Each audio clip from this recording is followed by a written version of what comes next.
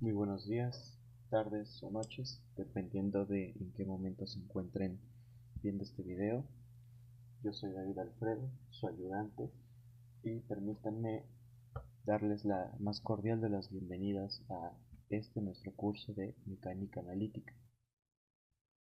Los requisitos para llevar este curso son los 4 cálculos: álgebra lineal 1, ecuaciones diferenciales ordinarias 1 y mecánica vectorial. Por lo tanto, si no has llevado todos estos cursos, yo recomiendo esperar un poco a tener todos estos requisitos para poder cursar esta materia.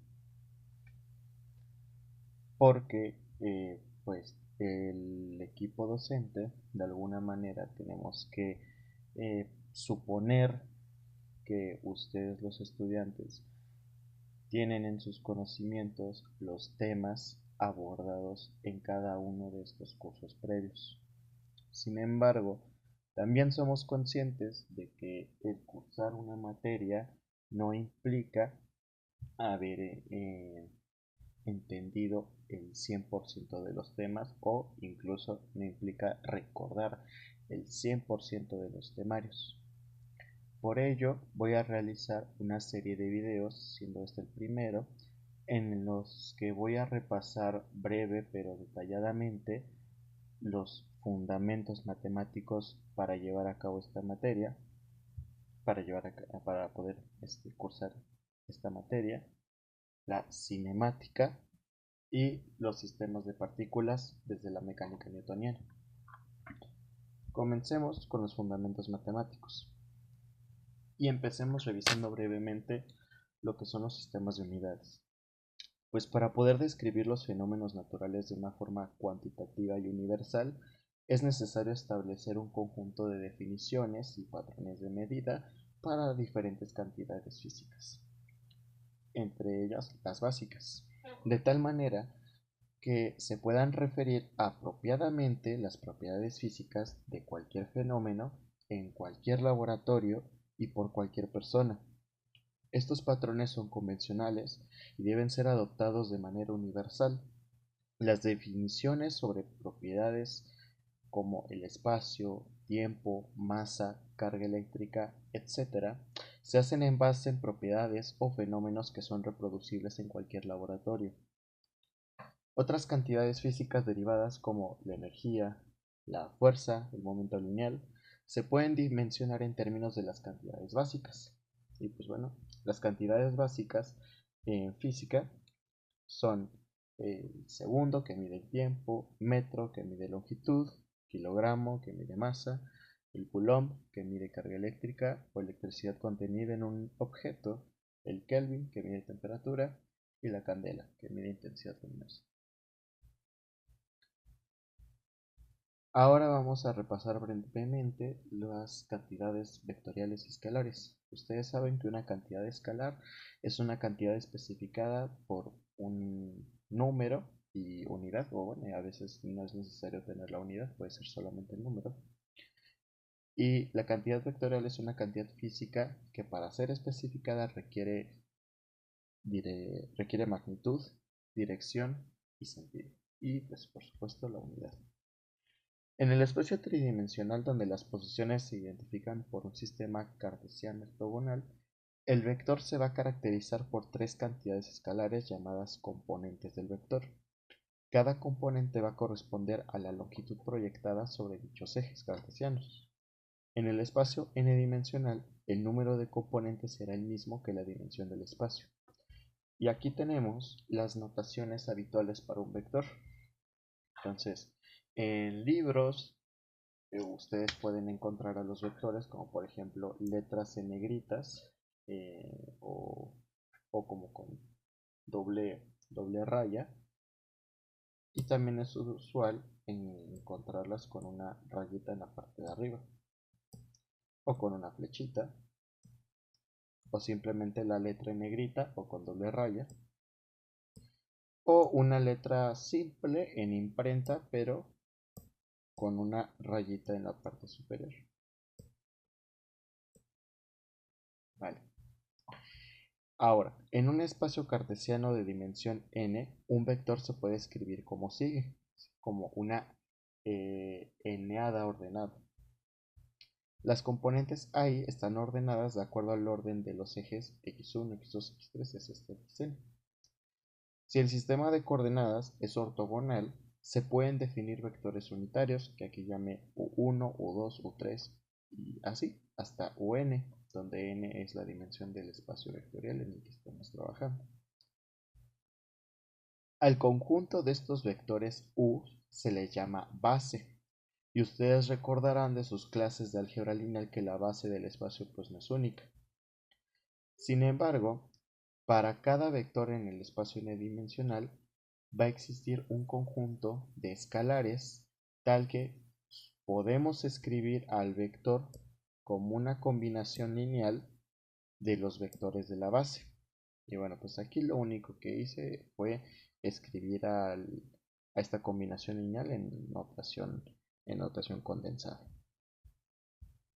Ok, ahora pensemos un momento en n igual a 3. Usualmente nuestro espacio pues, es tridimensional, por lo que es habitual trabajar en R3. Pues aquí está un dibujo, un modelito de lo que es el espacio R3, y aquí tengo graficado un vector. Entonces este vector tiene las siguientes componentes, donde AX se ubica aquí está AY y aquí estaría AZ. Ahora, estos vectores en moradito pues son nuestros vectores unitarios o los vectores de la base canónica de R3, que ustedes saben que por ejemplo el vector I es 1, 0, 0, el vector J es 0, 1, 0 y el vector K es 0, 0, 1. Ok, vamos a definir ahora lo que es la magnitud de un vector en R3. Okay. La magnitud de un vector A en R3, bueno, se puede denotar de esta manera con una, como con un doble valor absoluto, algo así. De esa manera es en la que ustedes van a encontrar la norma de un vector en los libros usuales de cálculo, pero pues en física lo que nosotros hacemos es simplemente escribir la letra con la cual estamos representando el vector y omitimos la línea de la parte superior. Y bueno, pues la magnitud de un vector pues es la raíz cuadrada de la suma de los cuadrados de las componentes. Y aquí también les escribí la definición de la magnitud de un vector para el caso de Rn, que es exactamente lo mismo. Lo único que sucede es que agregamos más cuadrados a esta suma. ¿Sí? Donde aquí a sub k, desde k igual a 1 hasta n, pues van a ser las componentes del vector en el espacio Rn. Ya que tenemos los vectores, pues obviamente podemos definir operaciones entre los vectores. En lo que sigue, me voy a referir a vectores en el espacio tridimensional, pero pues ustedes saben que esto lo podríamos extender a vectores en 4 dimensiones o a las que nosotros queramos. Y también voy a pensar en un sistema de coordenadas cartesiano. Para definir la suma vectorial, nosotros vamos a considerar dos vectores, repito, en este caso en R3, y la manera en la que vamos a definir la suma es componente a componente, es decir, nosotros vamos a agarrar las componentes x de a y de b y las vamos a sumar, y esa va a ser la primer componente del vector suma. Después vamos a agarrar las componentes y de a y de b, las sumamos y eso me va a definir la componente y del vector suma. Y análogamente también con la componente z. Agarramos las componentes en z, las sumamos y eso me va a definir la componente z de la suma vectorial. Y lo que hice aquí fue escribir exactamente lo mismo, pero utilizando la notación de combinación lineal con los vectores de la base canónica. Pues la suma vectorial resulta que va a ser conmutativa y también va a ser asociativa. Bueno, ya que tenemos la suma vectorial, pues como estamos en un espacio vectorial, también podemos definir un producto por escalar. en el que si nosotros consideramos alfa un escalar y a un vector, la manera en la que vamos a multiplicar ese escalar alfa por el vector a va a ser como que metiendo el escalar alfa a cada una vamos a multiplicar el escalar alfa por cada una de las componentes del vector a. O sea, como que el alfa lo metemos al vector. Entonces, así está, así se representa en la notación de terna ordenada y así se representa en la notación de combinación lineal. Y algo importante que hay que recordar sobre el producto por escalar es que, bueno, la magnitud de un vector siempre va a ser positiva. Por lo que si nosotros le queremos calcular la magnitud a un vector que resulta ser el producto de un escalar alfa por otro vector a, esto es igual al valor absoluto de ese escalar alfa por la magnitud del vector a. ¿Sí? Esto pues para asegurar que pues este escalar no salga positivo porque, repito, la norma de un vector siempre debe ser positiva. Bueno, ya que definimos un producto por escalar, es decir, el producto de un vector por un escalar, ahora podemos definir un producto escalar. No es lo mismo. Aquí lo que estamos definiendo es una manera de multiplicar escalares, números, por vectores. Y en cambio aquí lo que vamos a hacer es definir una manera de multiplicar vectores mediante algo que ustedes conocen como el producto punto. Entonces nosotros consideramos dos vectores en R3 A y B, si cada uno con sus componentes X, Y y Z.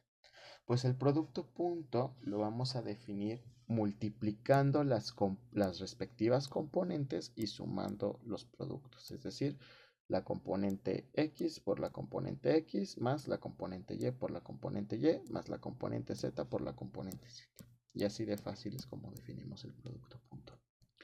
Este producto punto, este producto escalar, pues también resulta ser conmutativo y distributivo. Y aquí tenemos otra propiedad importante de este producto punto, que es que resulta ser igual al producto de las normas de los vectores, el producto de las magnitudes por el coseno del ángulo entre los mismos vectores. Y aquí tenemos pues propiedades de ortonormalidad y ortogonalidad para los vectores de la base canónica. Y es que los vectores de la base canónica recuerden que tienen norma 1 y recuerden esta propiedad de los vectores que está aquí, de que la norma al cuadrado de un vector es el vector producto punto consigo mismo. Entonces, por ejemplo, si yo sé que 1 es la norma de, por ejemplo, el vector i, pues esto es lo mismo que elevarlos al cuadrado. Pero esto es lo mismo que i por i. Y análogamente lo mismo con j y con k. Ok. Esa será la propiedad de ortonormalidad.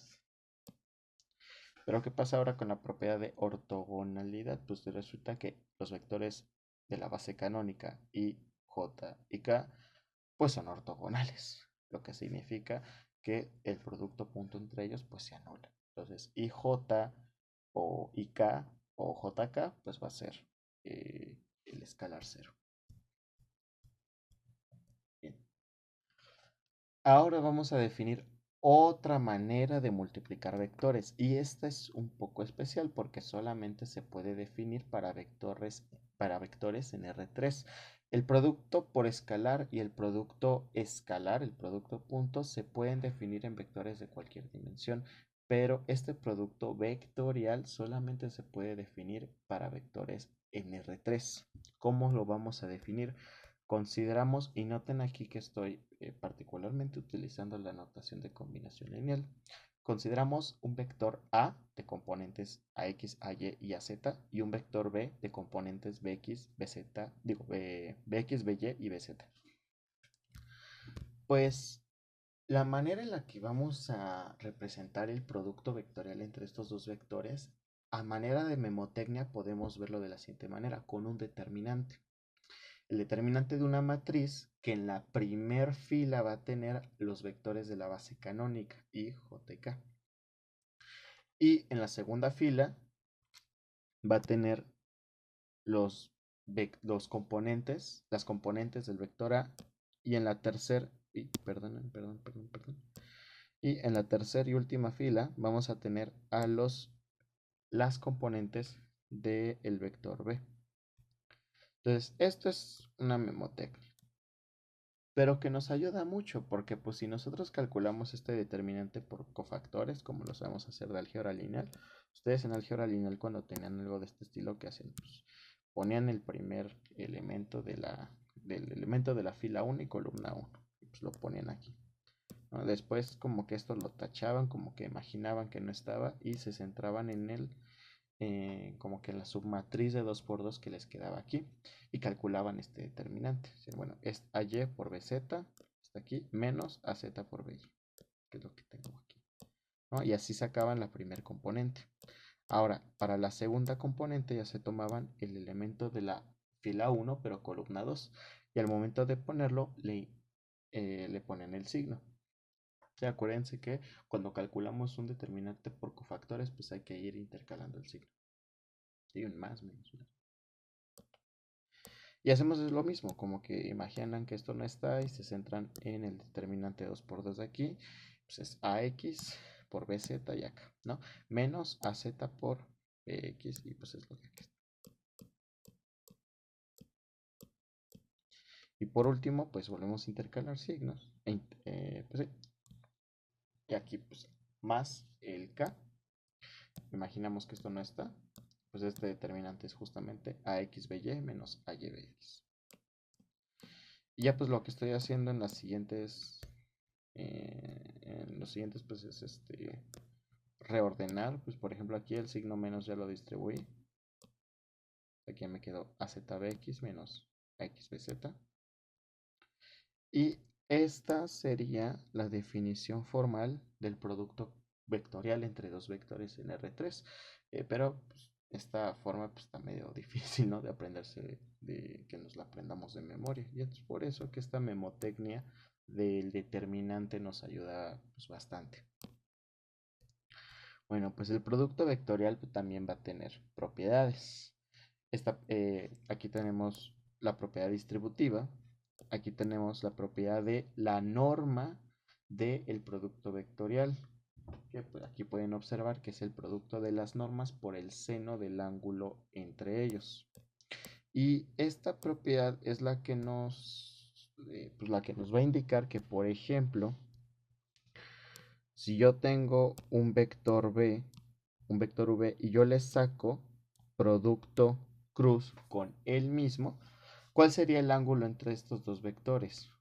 Pues sería 0. Entonces, como que si a un vector lo multiplico consigo mismo de manera vectorial, lo que obtendría tendría que ser un 0. Recuerden que los vectores tienen la propiedad de que su magnitud es 0, si y solo si el vector es vector 0.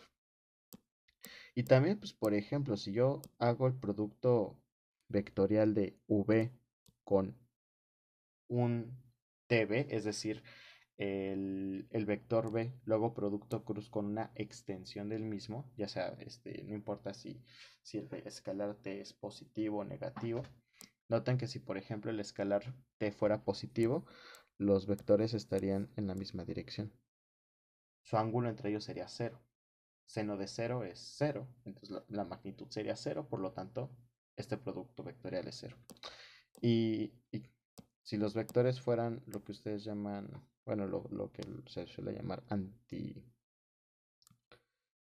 antiparalelos, ¿no? Que este es en el caso en el que t fuera negativo, el ángulo entre ellos es pi, pero pues seno de pi también es 0. Entonces la norma también sería 0, entonces este producto vectorial también es 0. ¿Qué significa? Que si yo multiplico el vector v por por un producto escalar de ese mismo v, por un producto por escalar de ese mismo v, pues obtendríamos el vector 0.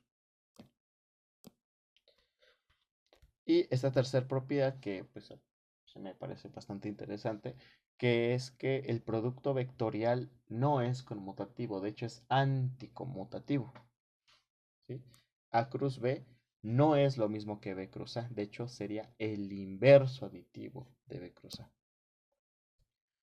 Y bueno, pues aquí también tenemos algunas propiedades. Esto es lo que les decía hace rato.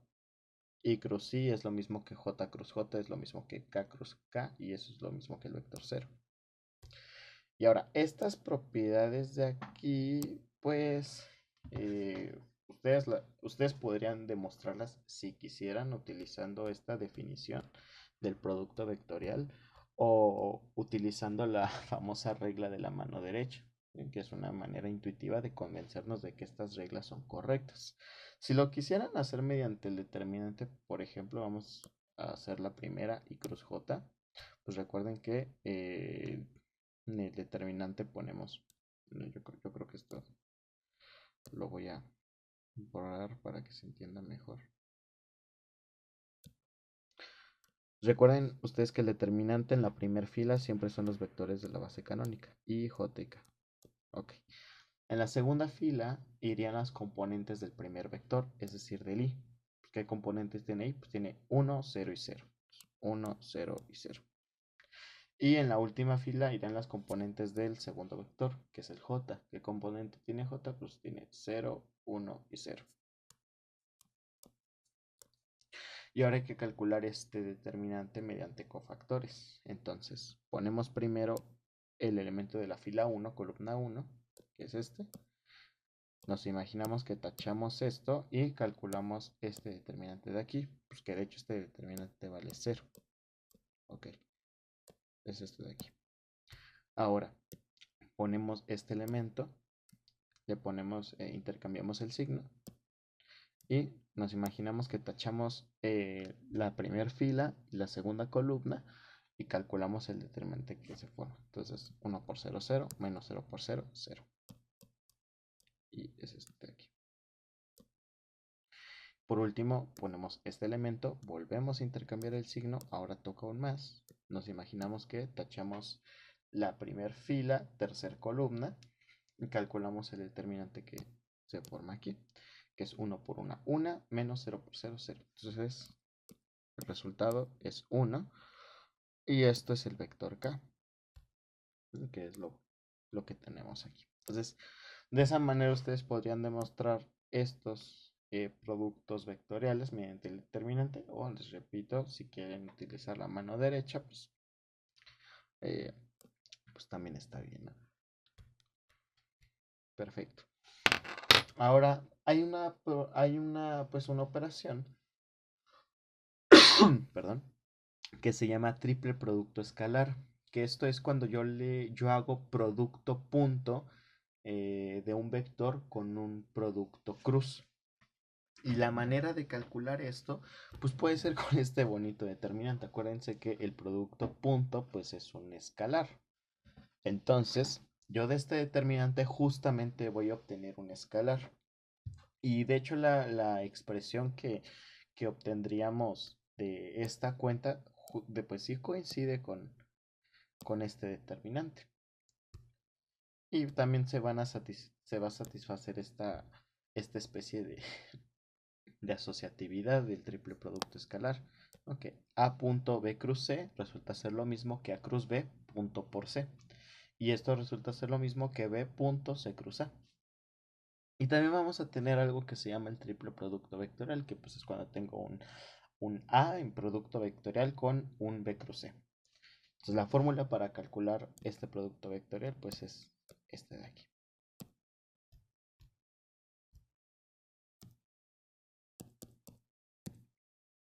Vale. Ahora vamos a ver cositas de cálculo vectorial. Ok. Las cantidades escalares que representan variables físicas suelen variar con respecto a algún parámetro. Por ejemplo, si suponemos que ρ es la densidad de algún fluido, esta densidad puede cambiar con la posición y con el tiempo, lo que significa que esta ρ va a ser una función de las tres variables espaciales x, y, z y de la variable temporal t. Y este es un ejemplo de un tipo de función que se llama campo escalar. Y aquí tenemos la definición de lo que es un campo escalar. Sea de un subconjunto de Rn, una función f que me mande elementos dentro de Rn a elementos en R, es decir, a escalares, le llamamos campo escalar. Entonces, en el caso del ejemplo de la densidad del fluido, noten que está definida en algún dominio del espacio R3 y en algún intervalo temporal. Es decir, esta, eh, este elemento, ¿sí? de cuatro escalares ordenados, va a pertenecer a este conjunto, ¿sí? A el dominio en X en producto cartesiano con el dominio en Y, producto cartesiano el dominio en Z, producto cartesiano con el intervalo temporal. Y por supuesto esto es isomorfo a tener el dominio de, bueno, aquí no estoy haciendo un abuso de, bueno, no estoy haciendo nada. Tener este conjunto de, donde D es el producto cartesiano de los dominios de las variables espaciales con el intervalo temporal. Perdón. Ok, ahora. Cuando la cantidad física de interés es una cantidad vectorial y es función de variables tanto espaciales como de la temporal, obtenemos algo que se llama campo vectorial. Y justo aquí tenemos la definición de lo que es un campo vectorial. Entonces, sea f una función que vaya de un dominio D dentro de Rn a otro espacio Rm, es decir, la dimensión del dominio no necesariamente tiene por qué ser igual a la dimensión del codominio. Esta función le llamamos campo vectorial. Y pues en física este tipo de funciones aparecen mucho, pero pues siempre que aparecen pues son continuas y son derivables, porque pues necesitamos de estas propiedades para poder describir los fenómenos que observamos en la física. Y un tercer tipo de función que aparece mucho en el cálculo vectorial es la función trayectoria, que estas pues, las conocen muy bien de su curso de mecánica vectorial. Entonces, sea gamma una función que va de un dominio D dentro de R de los reales a Rn, esta función se le llama trayectoria. ¿Por qué? Pues porque si nosotros dibujamos la imagen de esta función, pues justamente vamos a obtener curvas. Y pues una curva pues usualmente representa una trayectoria, ¿no? Y la función gamma pues es una función de este tipo, es una función que pues únicamente depende de un t, solamente le doy de comer un escalar, pero me devuelve un vector y las componentes de este vector pues son funciones y de hecho cada una de estas funciones pues son funciones del estilo de cálculo 1. Todas estas f's, f1, f2, f3 y así hasta fn son funciones de variable real a variable real. Pero pues si las ponemos dentro de un vector me otorgan esta función trayectoria. Ahora, para lo que sigue vamos a considerar una trayectoria A de, que va a depender de una variable U y vamos a pensar en A como una trayectoria en R3 continua y por supuesto derivable en todos los puntos de su definición. ¿A qué me refiero con que A es una trayectoria en R3? Me refiero a esto. Me refiero a que A de U es una función del estilo A de X, que también depende de U, coma A sub Y, que depende de U, coma A sub Z, que también va a depender de U. Y lo que queremos hacer es ver cómo podemos definir una derivada para este tipo de funciones. Entonces, por definición de derivada, esto sería el límite cuando el cambio en la variable independiente tiende a cero del siguiente cociente incremental de Newton. ¿Sí? La función A, el campo, bueno, no el campo, la trayectoria A evaluada en U más delta U, el cambio, menos la función, la trayectoria evaluada en U. Todo esto dividido entre el cambio delta U. Pues ahora, pues, si utilizamos esta definición, Bueno, pues podemos sacar el escalar 1 entre delta U. Y aquí tendríamos una resta entre vectores. Entonces el primer vector es este, que es la función evaluada en U más delta U. ¿Sí? AX evaluada en U más delta U, coma AY evaluada en U más delta U, coma AZ evaluado en U más delta U. Y esto le vamos a restar la función evaluada en solo U, es decir, AX evaluada en U, coma AY evaluada en U, coma AZ evaluada en solo U. Y bueno, pues aquí tenemos una resta de vectores. En este video pues no definí la resta entre vectores, pero pues ustedes saben que la resta de vectores se hace componente a componente.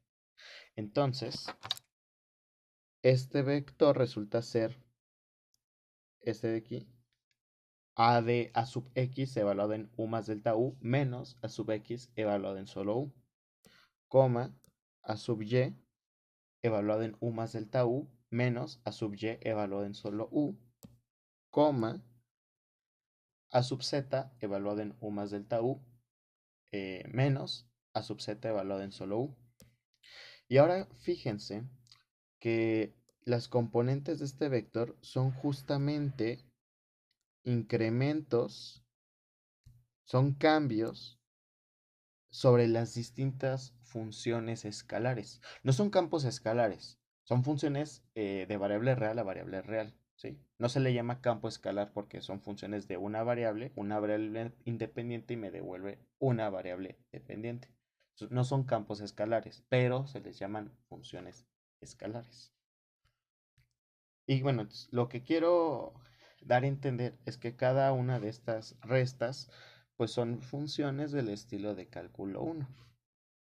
Entonces este límite, esta derivada yo lo puedo escribir como el límite de 1 entre delta u por el cambio de la función ax, el cambio de la función ay, el cambio de la función az. Y si después yo aplico mi definición de producto por escalar y este 1 entre delta u lo distribuyo en las componentes de este vector, voy a obtener esto de aquí. Sí, el límite de delta ax entre delta u, delta ay entre delta u, delta z entre delta u. Y si ahora paso de la notación de la terna ordenada a la notación de combinación lineal, recuerden que el límite de una suma es suma de límites siempre y cuando estos existan por separado. Nosotros estamos pidiendo que nuestra función trayectoria sea derivable en todos los puntos. Entonces, para eso necesitamos que sea derivable coordenada a coordenada. Es decir, que cada función dentro de las coordenadas de esta trayectoria sea derivable. Eso significa que estos límites sí van a existir por separado y por lo tanto pues puedo hacer esta separación. Y noten que los vectores i, j y k pues son vectores constantes, no dependen de ninguna variable, no dependen de la u, lo que significa que salen de los límites. Y entonces cada uno de estos límites pues son las derivadas de cada una de las funciones coordenadas de nuestra trayectoria, siendo el primer límite la derivada de la función ax respecto de u, el segundo límite la derivada de la función a sub y respecto de u, y el tercer límite la derivada de la función a sub z respecto de u. Y después sí podemos pasar de la notación de combinación lineal a la notación de terna ordenada. Entonces lo que acabamos de demostrar es que pues si nosotros queremos derivar una función trayectoria, lo único que hay que hacer es derivar componente a componente. Y de esa manera, uno si quiere podría demostrar este formulario de derivadas para las funciones trayectorias, que de hecho si se dan cuenta pues es muy parecido a las reglas de derivación que nosotros sabíamos de cálculo 1. O sea, por ejemplo, la derivada sigue habiendo sumas, ¿sí? La derivada de una suma sigue siendo suma de derivadas. Y la derivada de un producto en cálculo 1, ustedes recordarán que es la derivada del primero por el segundo sin derivar, más el primero sin derivar por la derivada del segundo. Entonces, yo quiero derivar un producto punto, noten que justamente tengo la derivada del primero, producto punto el segundo sin derivar, más el primero sin derivar, producto punto, la derivada del segundo. Y este mismo poema lo podemos repetir para la derivada de un producto vectorial, ¿sí? La derivada de un producto cruz sería la derivada del primero, cruz el segundo sin derivar, más el primero sin derivar, cruz la derivada del segundo.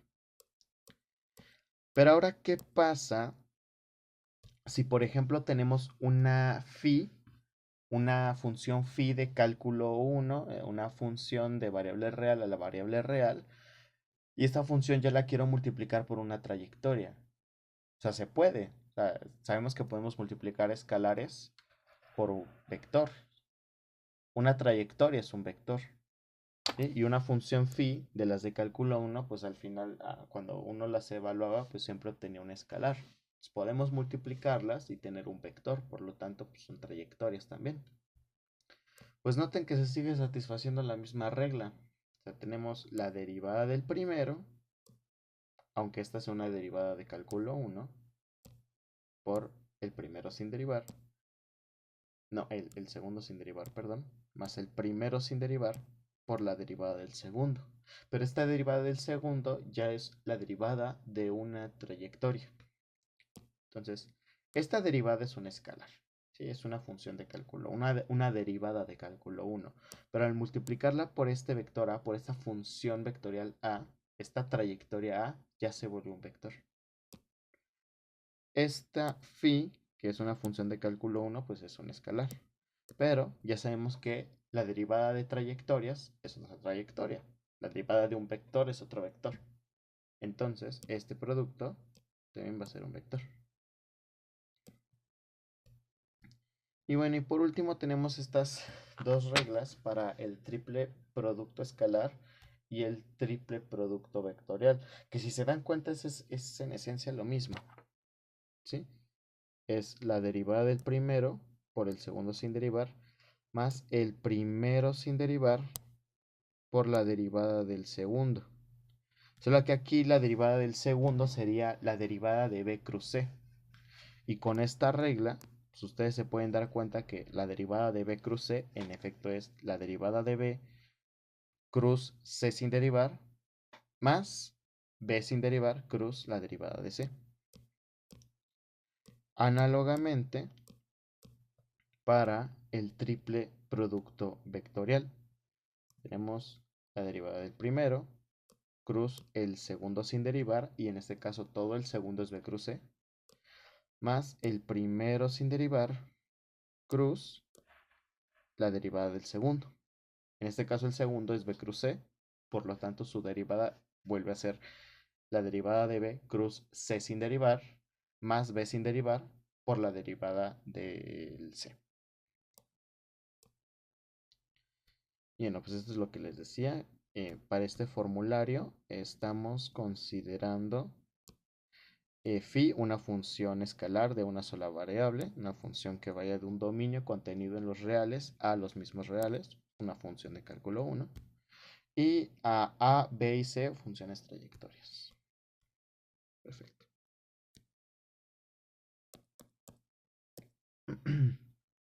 Vale. Ahora vamos a ver derivadas parciales. Y vamos a verlas sobre campos vectoriales. Entonces, las derivadas parciales sobre un vector, sobre un campo vectorial, pues se definen de una manera muy similar a las derivadas de funciones trayectorias. Nuevamente vamos a considerar una función a, pero esta función a ya no va a ser una trayectoria, va a ser un campo vectorial que va a ir de R3 al mismo R3. Es decir, esta función a va a depender de tres variables, de las variables x, y y z, pero sus funciones coordenadas también van a ser funciones de estas tres variables. ¿Sí? Ahora tengo una AX de XYZ, una AY de XYZ y una AZ de XYZ. Bien, ahora, exactamente qué es derivar parcialmente. Pues noten que esta función, al tener tres variables independientes, uno podría medir cómo cambia esta función con respecto al cambio de cualquiera de estas tres variables. Entonces, si yo quiero estudiar únicamente el cambio del campo vectorial A conforme va cambiando la variable X, lo que hacemos es ignorar el cambio en las variables Y y Z, ¿sí? Como que las fijamos, ¿sí? De esa manera únicamente nos concentramos en medir el cambio del campo vectorial A conforme cambia la variable independiente X, la primera variable independiente. Eso significa que este límite va a ser evaluar a la función A en X más un incremento en X, ¿sí? Y Y y Z se quedan igual.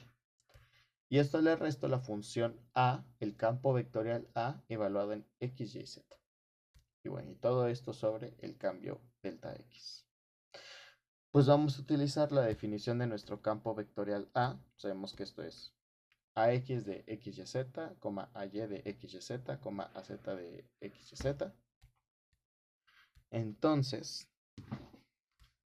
únicamente desglosamos en componentes. Todo esto es únicamente la función A evaluada en X más delta X, Y, Z. ¿Sí? Lo único que estoy haciendo es desglosándola en componentes, pero cada una de las funciones coordenadas pues las estoy evaluando en ese punto, en el que solo hago explícito el cambio en la primera variable. Menos esto de aquí, y todo esto es únicamente A de X, Y y Z, solo que desglosado en sus funciones coordenadas, ¿no? Por así decirlo. Vale. Pues nuevamente vamos a aplicar la resta de vectores. Sabemos que es componente a componente. Entonces aquí tendríamos el límite cuando delta x tiende a 0 de 1 entre delta x por el vector cuyas componentes es a sub x evaluado en x más delta x, y, z, menos ax evaluada en x y z, a sub y evaluada en x más delta x, y, z, menos a sub y evaluada en x, y, z, a sub z evaluada en x más delta x, y, z, menos a sub z evaluado en x, y, z.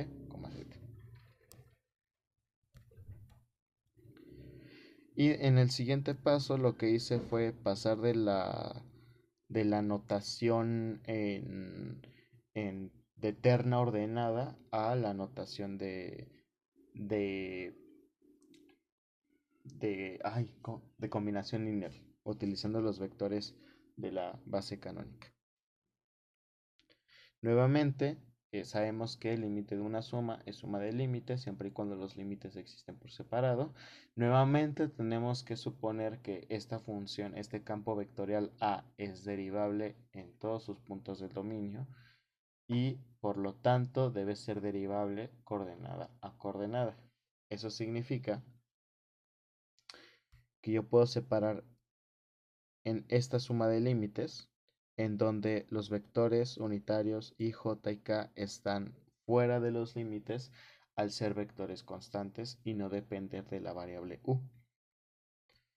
Y si se fijan, el primer límite vendría siendo justo la derivada parcial de la función coordenada ax respecto de x. ¿Sí? Aquí solamente estamos midiendo el cambio de la coordenada x.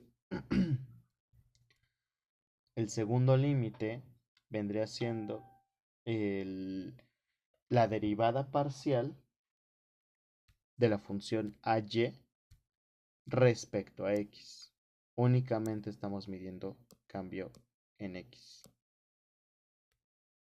Y el tercer límite vendrá siendo la derivada parcial de la función AZ respecto de la coordenada X. Entonces, aquí lo único que hice fue pasar de la notación de combinación lineal a la notación de terna ordenada. ¿Qué significa esto? Pues que si yo quiero derivar parcialmente un campo vectorial A, lo único que tengo que hacer es derivar parcialmente cada una de las componentes. Y análogamente, pues nosotros podríamos repetir exactamente el mismo procedimiento, únicamente reemplazando delta X por delta Y o después por delta Z, y llegaríamos a estos resultados, ¿no? Que derivar parcialmente un campo vectorial A respecto de Y es derivar parcialmente respecto de Y, componente a componente, y derivar parcialmente el vector A respecto de Z es derivar parcialmente respecto de Z, componente a componente. Muy bien. Entonces ya repasamos derivadas parciales. Ahora vamos a ver el operador nabla en coordenadas cartesianas. Recuerden que el operador nabla pues es un operador diferencial que suele comportarse como un vector. Y noten que estoy diciendo que se comporta como un vector. Mas no estoy diciendo que sea un vector. Formalmente esto no es un vector, es un operador. Pero se comporta como un vector, como si así lo fuere. Como si así lo fuera. Y nosotros nos podemos aprovechar de ese comportamiento para, pues, un montón de memotecnias que nos faciliten aprendernos de memoria cada una de las diferentes formas que puede tomar este operador nabla. Entonces, de momento pensemos el operador nabla como un vector de derivadas parciales, ¿no? Recuerden que todo lo estamos haciendo pensando en espacio tridimensional. Entonces, de momento pensemos en el operador nabla como un vector cuya en la primer componente tiene una derivada parcial respecto de x, en la segunda componente una derivada parcial respecto de y, y en la tercera componente una derivada parcial respecto de z. Okay. Ahora, consideremos una función phi, un campo escalar phi que vaya de un dominio en R3 a un codominio en los reales, un campo escalar derivable.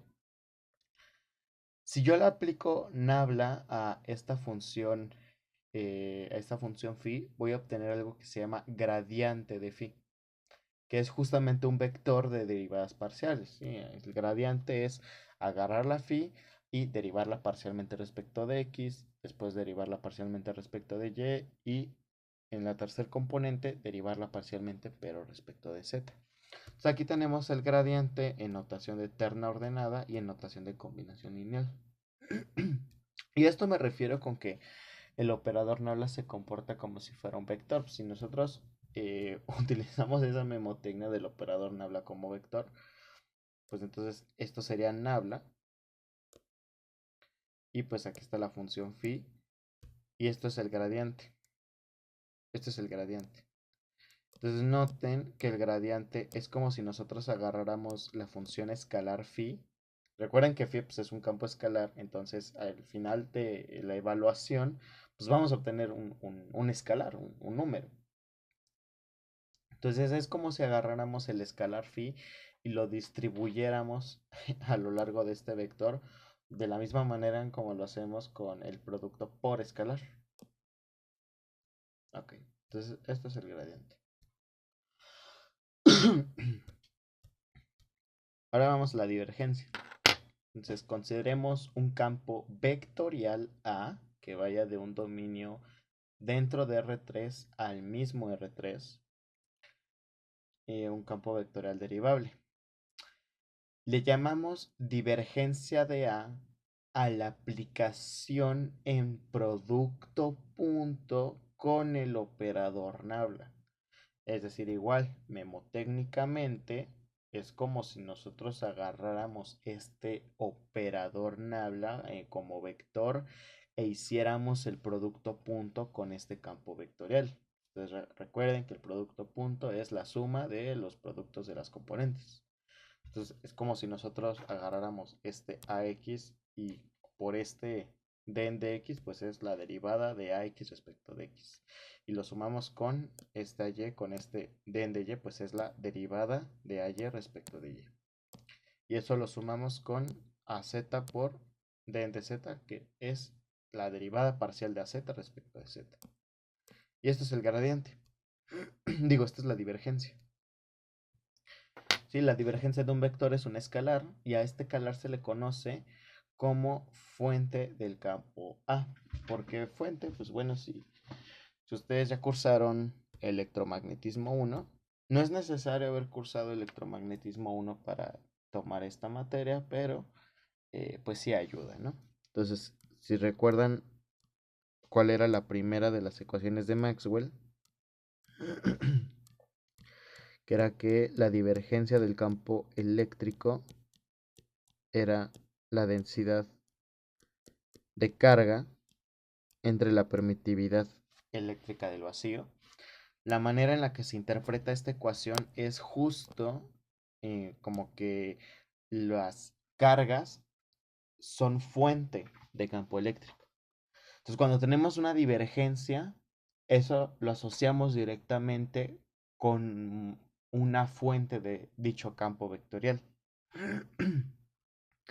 Y bueno, pues aquí eso no lo hice con el gradiente, pero pues aquí tenemos la expresión de la divergencia para un campo vectorial de dimensión n, que es exactamente la misma, es agarrar la suma de las diferentes derivadas parciales, de la derivada parcial de la componente k del campo vectorial respecto a la variable k de dicho campo.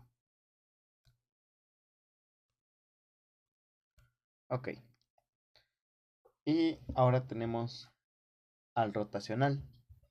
Entonces nuevamente vamos a considerar un campo vectorial A y aquí una observación importante.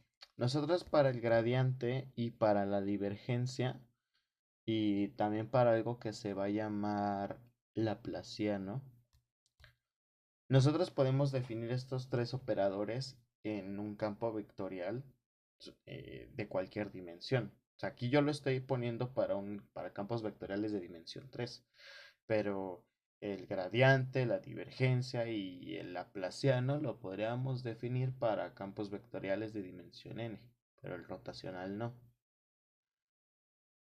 O bueno, sí se puede, pero no de esta manera. Esta manera de definir el rotacional se reserva únicamente para campos vectoriales en tercera dimensión. Entonces consideramos un campo vectorial A que vaya de R3 a R3, derivable, y expresamos a su rotacional pues como un producto cruz, un producto vectorial. Entonces volvemos a tener nuestro determinante donde en la primer fila tenemos a los vectores de la base canónica. En la segunda fila tenemos a los operadores de derivada parcial. Y en la última fila pues tenemos a las funciones coordenadas del campo. Si ustedes calculan este determinante por cofactores, los va a llevar a la definición formal de el rotacional para un campo vectorial en R3. Pero pues mientras esta expresión del rotacional pues es una forma pues bastante sencilla de aprenderse, ¿no? A este vector usualmente se le llama circulación del campo vectorial. Bien.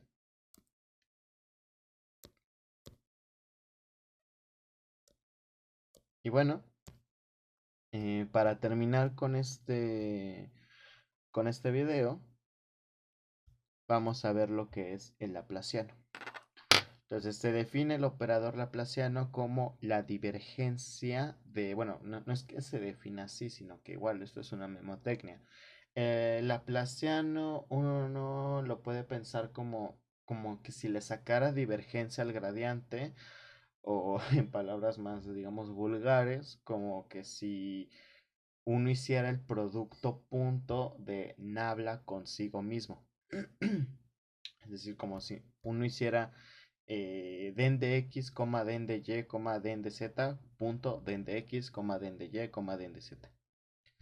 Si nosotros tratamos esto como un producto punto usual, pues tendríamos un dx aplicado a otra derivada parcial respecto de x más una derivada parcial respecto de y sobre otra derivada parcial respecto de y más una derivada parcial respecto de z sobre otra derivada parcial respecto de z. Entonces lo que tenemos es una suma de derivadas parciales de segundo orden. Y de esta forma de definir a Laplaciano, o sea, la definición formal del operador Laplaciano, pues en realidad es esta. Y esta manera de definir a Laplaciano de nos hace que pues, el Laplaciano de un campo escalar también sea un campo escalar. O sea, si pensamos en phi como un campo escalar, una función de varias variables, pues su Laplaciano sería esta segunda derivada parcial, que si phi es escalar, esta derivada parcial también es una escalar. Esta segunda derivada parcial también sería un escalar. Y esta segunda derivada parcial también sería un escalar. Entonces la suma de este laplaciano de un campo escalar, pues resulta ser otro campo escalar. Ahora, ¿qué pasa si queremos sacarle laplaciano a un campo vectorial? Y de nuevo, aquí estoy considerando un campo vectorial que va de R3, pero repito, podemos definirlo para un campo vectorial en Rn.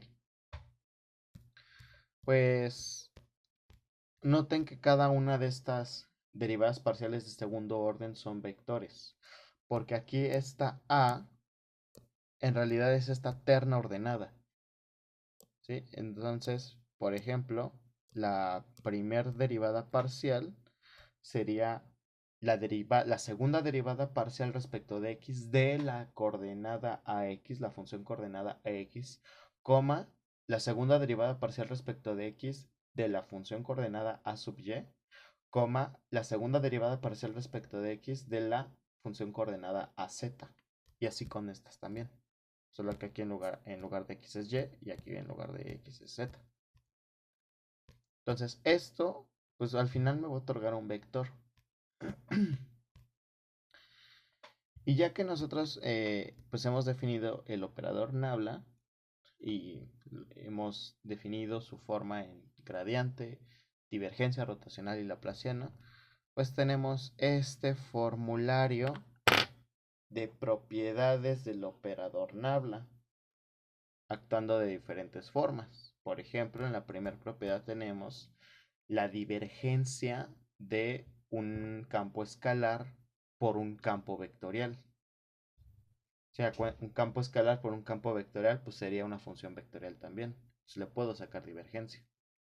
Después tengo el rotacional de igual, un campo escalar por un campo vectorial. La divergencia de un campo vectorial por otro campo vectorial. Habla de un producto punto de campos vectoriales. Acuérdense que un producto punto pues es un escalar. Entonces la manera de operar Nabla en un campo escalar pues es con una divergencia. Digo, con un gradiente, perdón. Y pues también tenemos estas fórmulas, ¿no? Del rotacional de un producto vectorial. Esta propiedad de aquí que posiblemente la recuerden de sus cursos de cálculo 3 o de mecánica vectorial, que es que sacarle rotacional a un gradiente me da el vector 0. ¿Sí? Quizás recuerden que los campos que eran gradientes de campos escalares se les llamaba campos conservativos. Si no, pues en el siguiente video pues vamos a hablar un poquito de eso. ¿Sí? O esta propiedad que me dice que la divergencia de un rotacional pues es 0. el escalar 0. El de arriba es un vector 0 y aquí pues tenemos un escalar 0. Entonces, y esta, que igual si ya cursaron Electro 1 o si ya cursaron óptica, posiblemente esta fórmula la hayan utilizado para deducir la ecuación tridimensional de onda para el campo eléctrico y para el campo magnético. Así que el doble rotacional es el gradiente de la divergencia menos el laplaciano. Entonces, pues todas estas son, digamos, las propiedades más relevantes del operador Nabla. Eh, si gustan ustedes, pues como tarea moral pueden demostrarlas, o al menos pues, las que ustedes quieran. O si no quieren demostrar ninguna, pues también está bien. Entonces, en el siguiente video vamos a ver cálculo integral vectorial. Y con eso terminaríamos la parte de fundamentos matemáticos para la mecánica analítica. Entonces, pues nos vemos y buenos días, buenas tardes o buenas noches, dependiendo de cuando se encuentren viendo este video.